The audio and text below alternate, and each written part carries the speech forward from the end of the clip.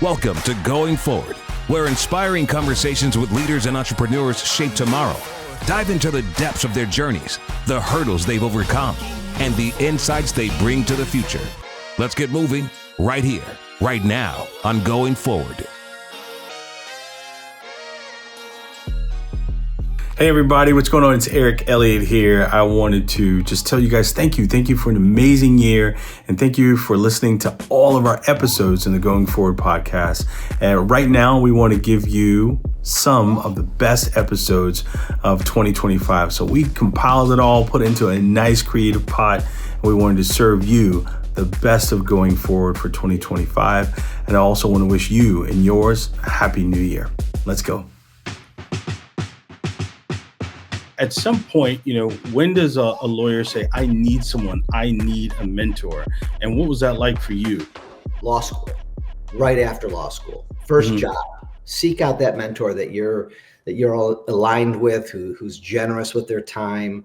In my heart, in my knowledge, most lawyers are loving, giving people. And I don't know many lawyers that if you ask the question, will you help me? Can we meet for a half an hour? Can I buy you lunch? If they're going to say no. I've never said no to that. So find a mentor, someone way smarter than you, someone way more experienced than you, someone who is giving and generous, and find that mentor. And when you can afford it, hire that coach.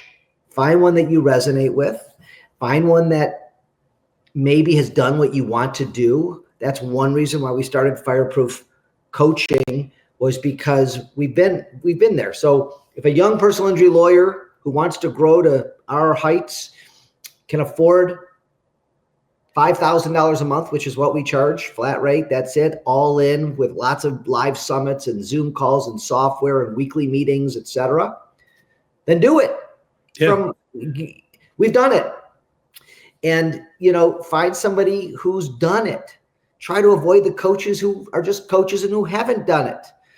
I've been teaching now for over 13 years, and I think that a lot of people go to law school not knowing what the industry is about, because most people know a lawyer, right? But you kind of get put in that direction, and so you do your research like I did, and you say, okay, big law is where the money is and where the steady jobs are, and most law schools really career services office push you in that direction. But there are a lot of lost souls, I think, in law school. What I usually tell folks is to focus on developing a skill. The practicing law and being involved in the legal industry is a long game. Yeah. What you do when you initially get out of law school is probably not what you'll be doing maybe when you're out 20 years. Who knows? Like it's okay for you to change your mind about who you thought you were and become who you want to be. Because that was me. And, I thought I knew who I was. And I think, law school in your mid-20s should be an age and a time for discovery. And so I try to encourage students that, like, you don't have to have it all figured out. There's so much pressure. And I think luckily for us, there wasn't as much social media, so we didn't see a lot. You couldn't, pick up your phone and see someone giving you their highlight reel. And so you didn't know what people's experiences were. And so that is usually my advice, that it's okay if you discover some things, if you have a conversation that leads you to want to do something that you didn't think you would want to do when you even applied for law school. What would you start telling those young lawyers who are dependent on other firms for cases and leads? Yeah. I was getting 70% of my leads from the biggest TV advertiser in my market. And it was great. I mean, I was bringing in millions and millions and millions of dollars, and my advertising budget was zero. The problem with it is, if you're getting it from one source, that source can change their mind overnight, which is what happened to me. Another fire that happened to me was he pulled the rug out from under me and says, those 70% of the leads, the 30 employees you have, we're done. That's scary. And I've talked to a lot of people over the last 5 years since we wrote the book that this has happened to. Laws change. People change their mind. You get fired from a job, right? So if somebody says, I'm going to send you thousands of leads a year, you can't say no to that. But Right. you also have to build up your practice to insulate in case that goes away. Try to get 3, 4, 5, 6, 7 firms sending you cases. Be dependent on yourself as opposed to others. Yeah. If you're a referral lawyer and you're getting all those referrals, just make sure you diversify.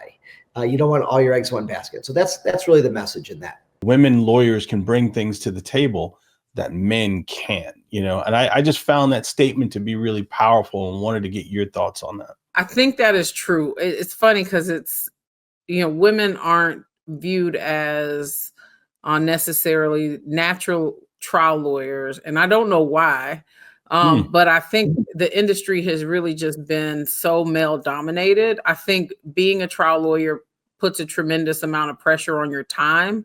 And the way we as society have really set up women as primary caregivers, even when they're primary breadwinners, I think women to have limitations when it comes to the ability to have the time to dedicate to a trial practice. But, I believe every individual is, and this is what I tell my students, because I want to be like you. You don't want to be like me. You need to be like you. Right. Yeah. You've got to figure out who you are. And I think when we're putting trial teams together, we need to look at our cases and say, who is the best person for this case, irrespective of what their gender identity is. The goal is to delegate everything that you don't love to do and you're great at, and then you could dip your toe in things that you want to do. But when people start delegating away the things that they know they should delegate, think about it. They have time to do anything they want. What do you want to do? Focus on growing your firm. That's what I did. But I also was able to be home for my 3 daughters and drive carpools, make lunches, never miss a recital, never miss a soccer game or a field hockey game.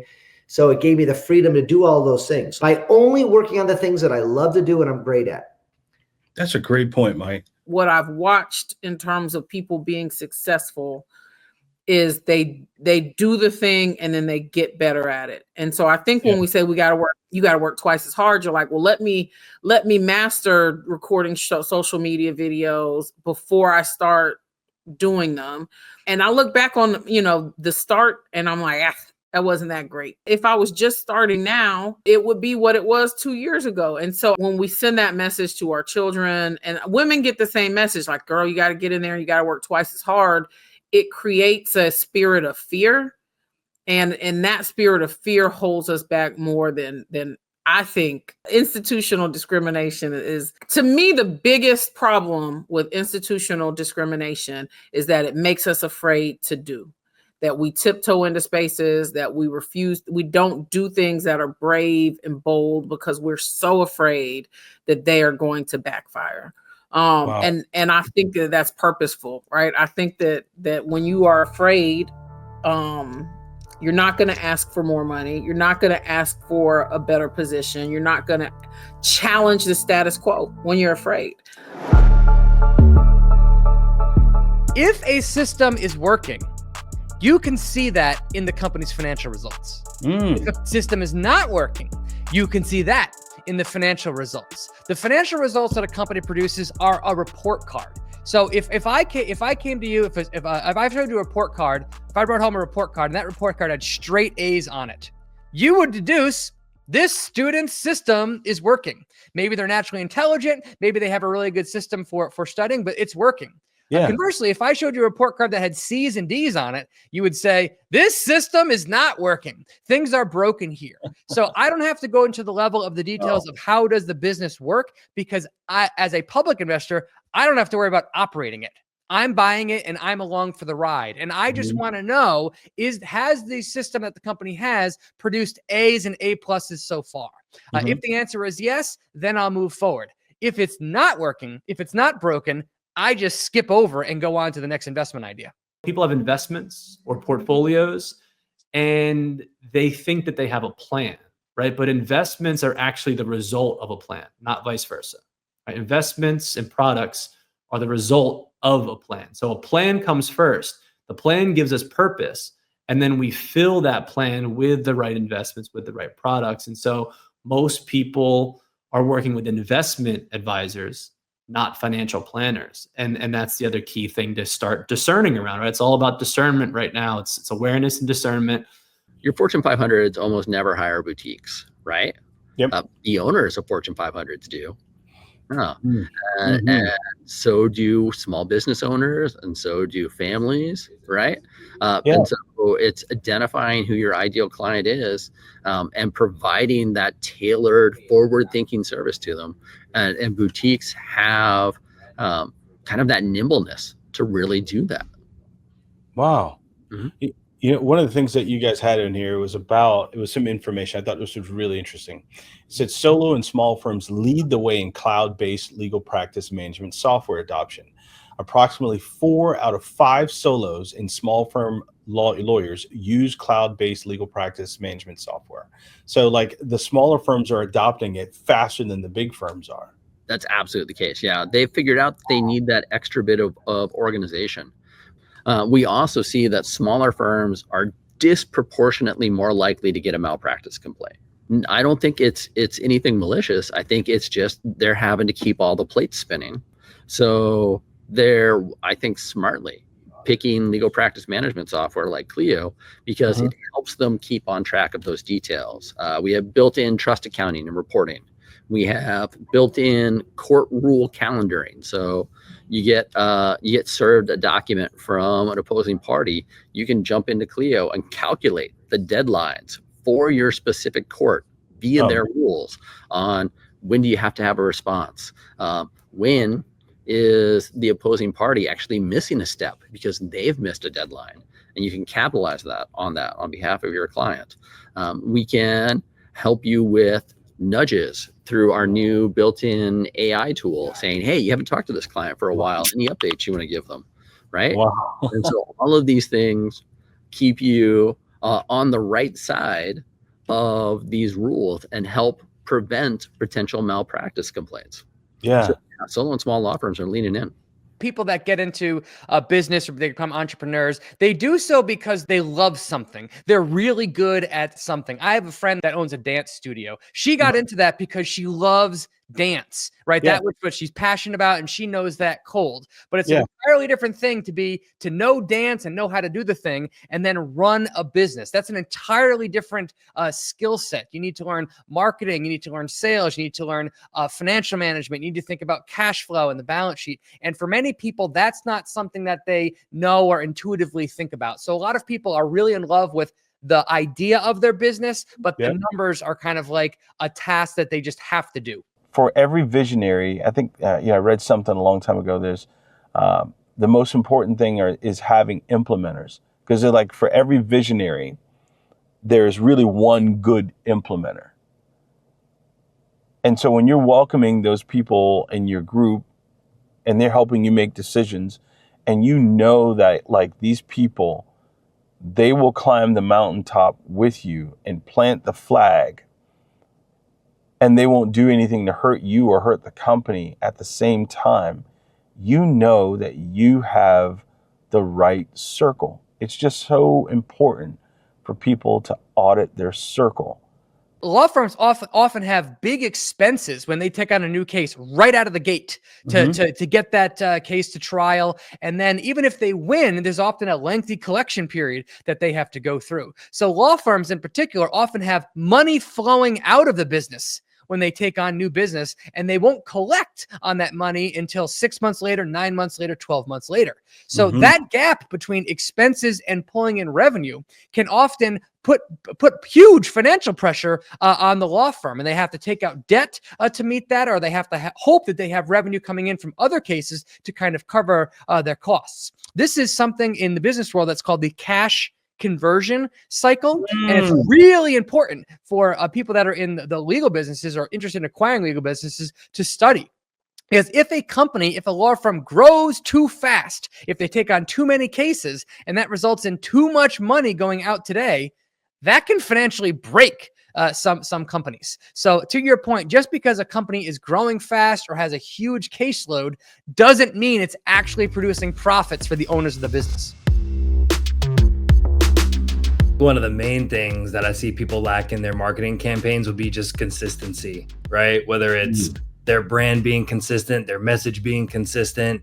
I see a lot of brands or maybe even specific law firms that just don't have consistency on their look, their messaging, and their feel just as a brand. And I feel like that trickles down to their marketing and could impact what people are seeing from that company or law firm. And they might have different thoughts like, oh, I thought they represented this, or I thought they did this. And if they have mixed messages, I feel like that can really confuse people at the end of the day, you know?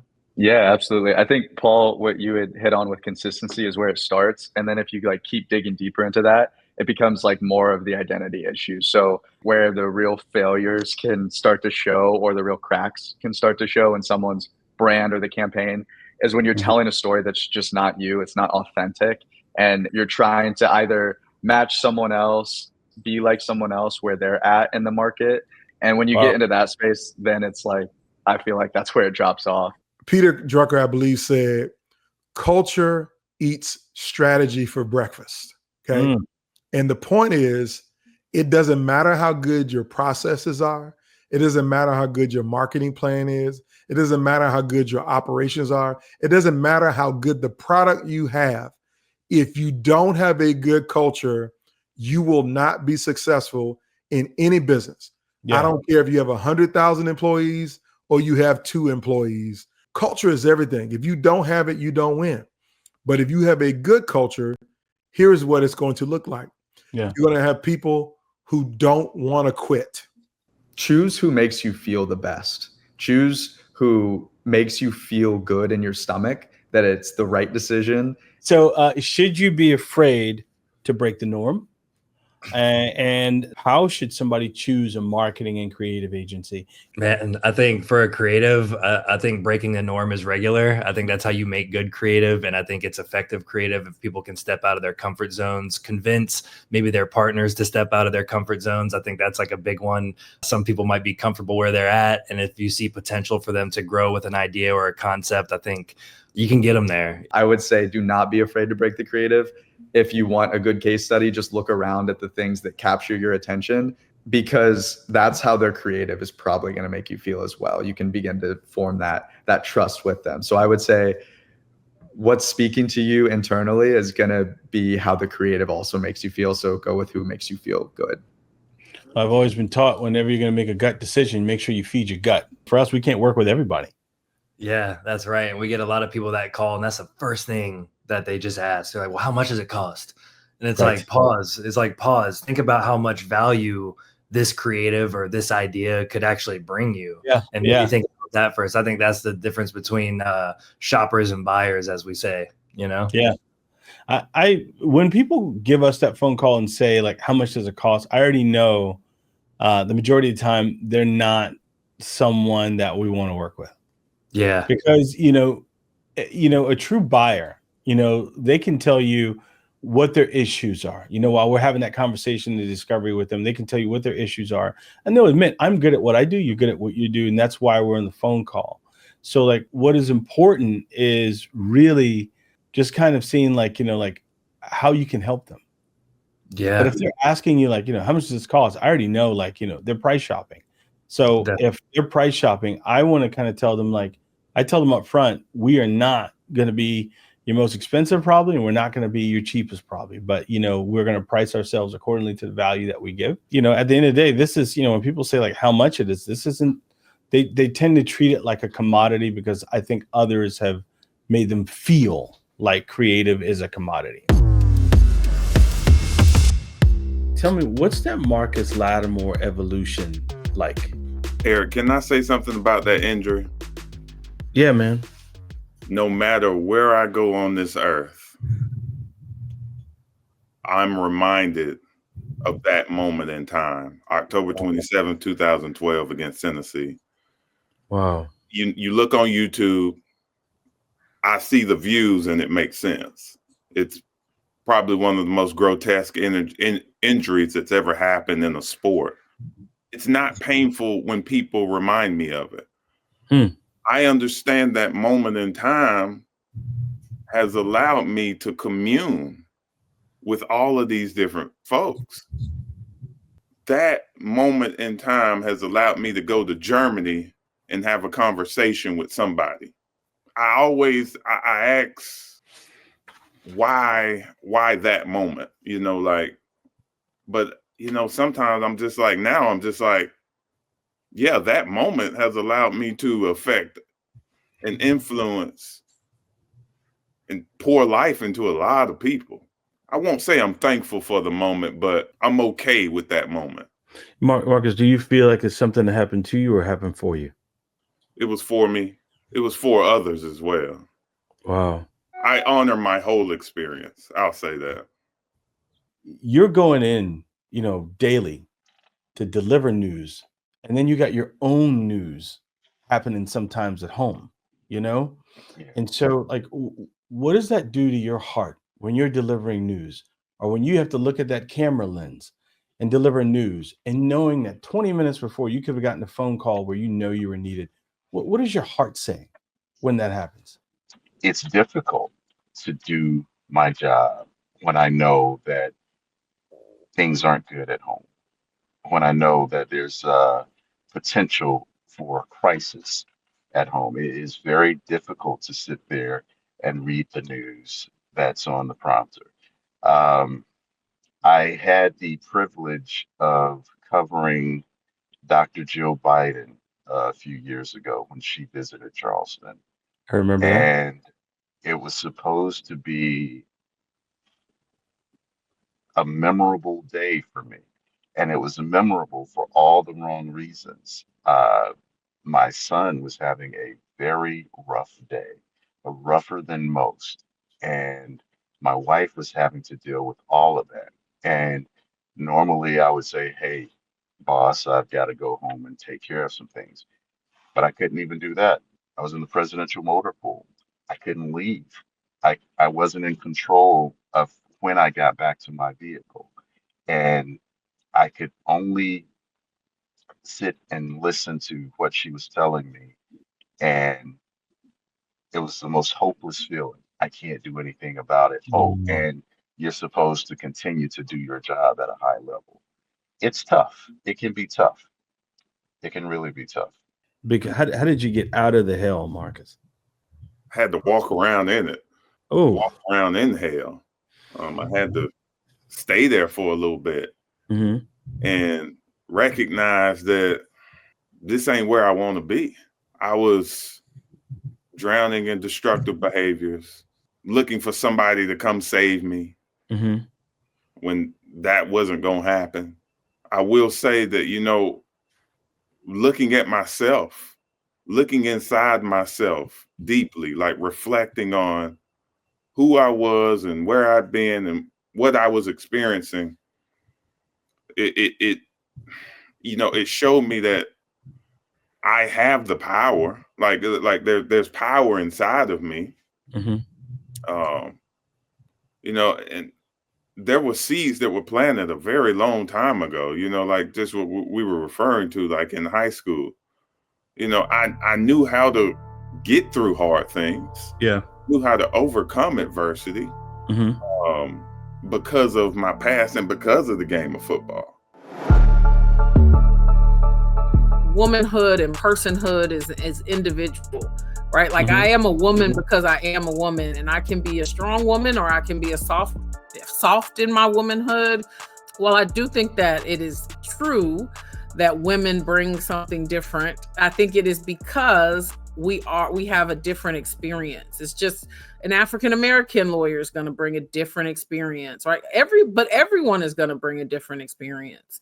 Yeah. And so I think that the key though is that women have traditionally been excluded from those roles.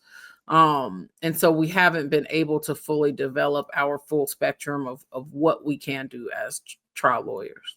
Leadership is not something I do. It's a part of who I am.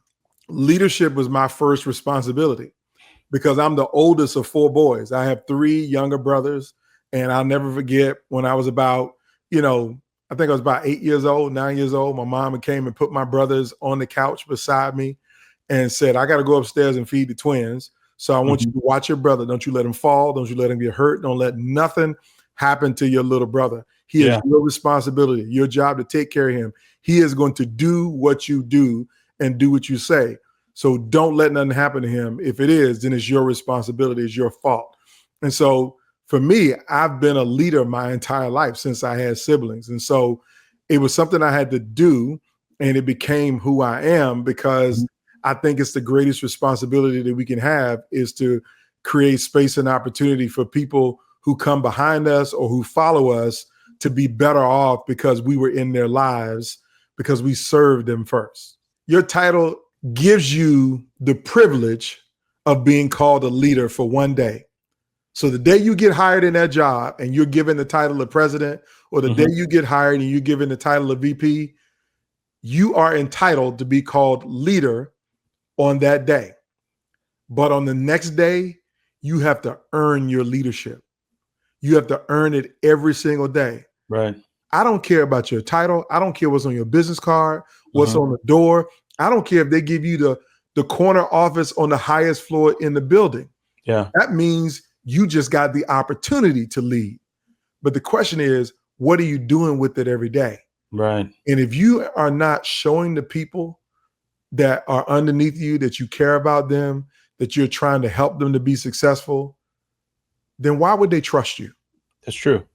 It's so easy to look at people that are ahead of you, or so easy to look at people that are millionaires or billionaires or living some fancy lifestyle. And humans are naturally comparative creatures. We look at them and say, I want that. And that is so far different than what I have. But that is a silly comparison to make. I will never have as much money as Elon Musk does. But that is a ridiculous thing to compare myself to. Nobody has as much money as Elon Musk does. So it's ridiculous for me to compare myself to him. What really matters is, am I making progress against who I was last year, 2 years ago, 5 years ago? And the answer there is unequivocally yes. My life today is better than it was 1 year ago, 3 years ago, 5 years ago. And isn't that a much better thing to worry about and compare yourself to than people that are ridiculously successful? You have to understand the three fundamental questions that separate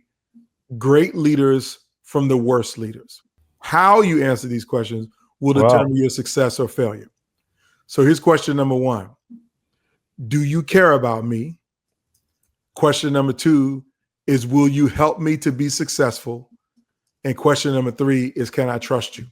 Wow. Now, those are the three questions that anybody who falls under your leadership, they're asking those three questions every day. Now, let's be clear. They're not writing them down. They're never going to verbalize these questions. These are nonverbal questions that they think about you as a leader. Nobody wants to hear yes to the answers to those three questions. They want to see yes in your actions.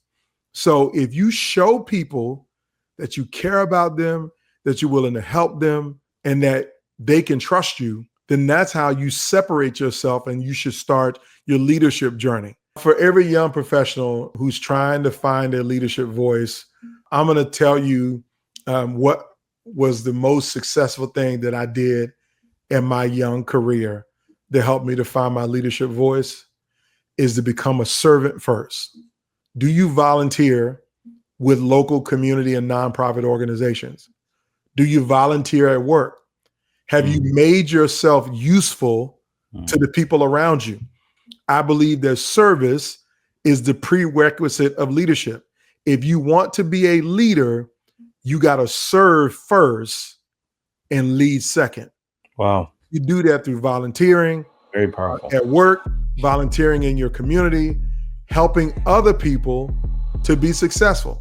That's what the leadership journey begins with, is service. One of the things that has happened lately is the talk of AI. But what do you guys see all this AI doing for marketing and creative? For us, it's like, man, we're hopping on this and we're not going to be left in the dust, because I feel like a lot of things are going to change. And before you know it, I feel like people are going to expect it to be part of your creative process. And we've even had people ask us if we could make AI characters of someone in their company. It's not freaky anymore the way it was before. I think before it was like kind of scary. And I think that what it's going to do is allow us to be better storytellers if used in the right way. I think it's going to help unite creatives and empower some creatives that maybe don't have certain talents. It's going to help creatives, definitely. Like, I write and think like a lawyer. So one of the things I really like about AI is I can have it take a look at my writing and ask it, right? Like, is this persuasive to somebody with a high school education? Is it, am I using like certain guidelines to target people within a different industry, right? Like, I'm writing about the legal needs of dentists. I'm not a dentist, right? I might know the legal needs of dentists, but I'm not a dentist. So are there some special terms or anything that I can add to this to make it more applicable to a dentist reading it? I kind of want to talk about protecting intellectual property. You want to get into that a little bit? Ooh, man. How important is protecting that? Man, like breathing. That's how important it is. And I think especially in a time that we're in now where you have this off the shelf creative, you have an app doing logos, you have an app doing this, you have an app cutting up your videos. Your intellectual property is everything. It's like, it's the oxygen right now for a creative team. It is the oxygen.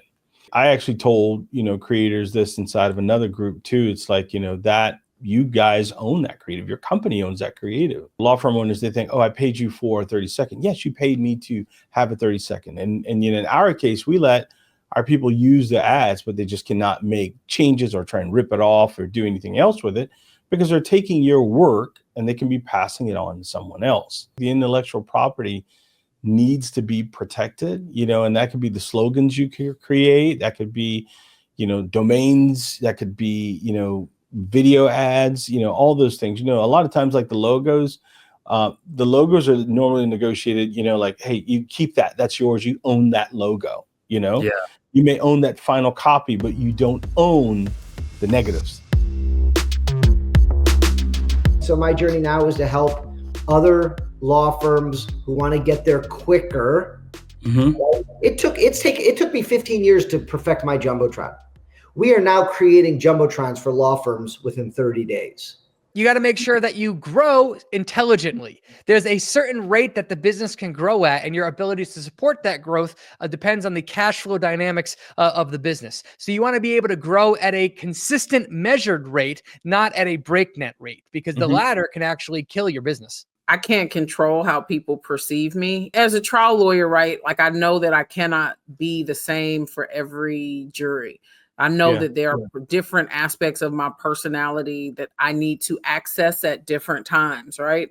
But I am not ever going to abandon myself for someone else's comfort. Like, I'm not ever going to dim my light because it shines too bright for you. I think as a people, we have traditionally tiptoed into spaces because people expect us to tiptoe. And I don't want to live my life like that. When you step off the field after one of the best games of your career, do you still look for that reassurance? Does your internal feeling change? How does that feel for you? I have a sense of me that is like, I can do this. But there's also this part of me like, man, how am I going to top this? Yeah. Now, that voice was small. That voice wasn't prevalent. But there is a part of me that's just like, now the expectation has grown to even a higher level. Like, I already had eyes on me in high school, so everybody in the state of South Carolina knew who I was by the time I was 16. So when I commit to play for the flagship university, the magnifying glass grows. So now everybody knows who I am. And I can't go anywhere anymore after that game without people knowing who I am. So as a 19-year-old, there's a part of me like, how am I going to live up to this expectation? There's a part of me that's loving the attention. And there's a part of me that's also confident that I can do this. So it's a complicated mix of emotions happening. I think a life that's not worth living. There's always room for hope. And I try to find the hope in any dark situation. that we're going through, any dark situation that we're faced with, because the hope is what motivates you to keep moving. Otherwise, despair sets in. And so you have to ask yourself, do I want to live in despair? Do I want to live in the funk of what I perceive this to be? Or do I want to push forward for hope? Hope feels lighter. Hope feels positive. Hope feels, even though I don't see it, hope feels better than fear. If you own a business, think like a manager. Don't think like an employee. That's where that shift happens. So let's make time to experiment, make time to improve your law firm, make time to manage it such that you're improving it over time. Do you look back at football and are you happy with it? Are you sad about it? Are you mad at it? I celebrate what I was able to do and the experiences that I had in recruiting, in real-time action, the teammates that I was able to play with. It's just a beautiful thing. When I first retired, I was going through some post-retirement blues. Oh, yeah. I was resentful of my experience. It didn't end the way that I envisioned it, the way that I planned it. I was supposed to be in the 10,000-yard rushing club. I was supposed to be an all-pro. All of these things were supposed to happen to me, and they didn't happen.